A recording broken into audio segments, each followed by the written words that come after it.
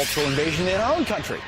But I digress. They said it couldn't be done, but after a full year of bureaucratic red tape, the country's first congressional office inside a VA facility officially opens for business. Occupying that new office is our next guest, GOP Congressman and U.S. Army veteran Brian Mast. He lost both legs in an IED blast while deployed in Afghanistan and joins us now.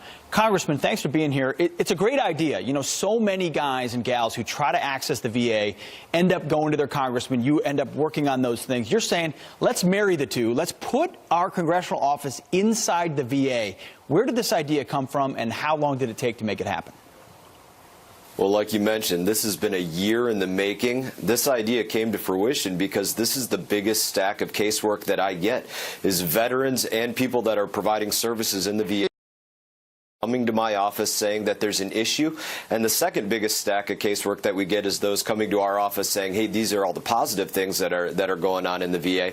And we want to be witness to that. I want to see all of the positive things that are going on there so that I can make sure that they're replicated. And I want to see all the negative things that are going on there immediately so that we can light a fire under somebody's butt to make sure that it never happens again and make sure that the problem is fixed right away. That's the goal of this. You're going to be in there on many Mondays. You yourself will be in that office. Did the VA resist this? Were they open to this idea at the West Palm Beach facility?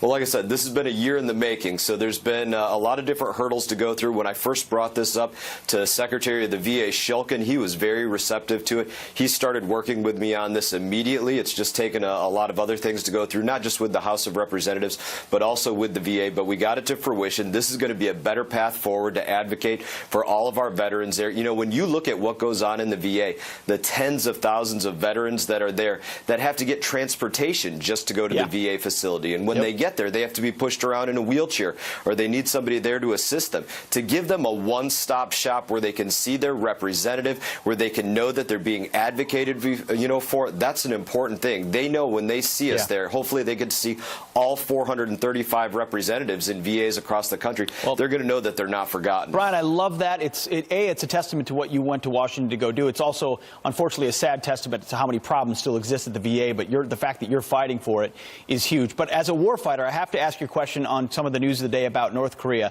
There's been a lot of talk about the president's rhetoric. Has his rhetoric around North Korea been helpful or harmful in denuclearizing that dangerous country? I think it's helpful in this respect. North Korea knows that they're on the president's agenda, and the whole world knows that the president doesn't make empty promises. It's something that's been proven both with domestic policy and with foreign policy.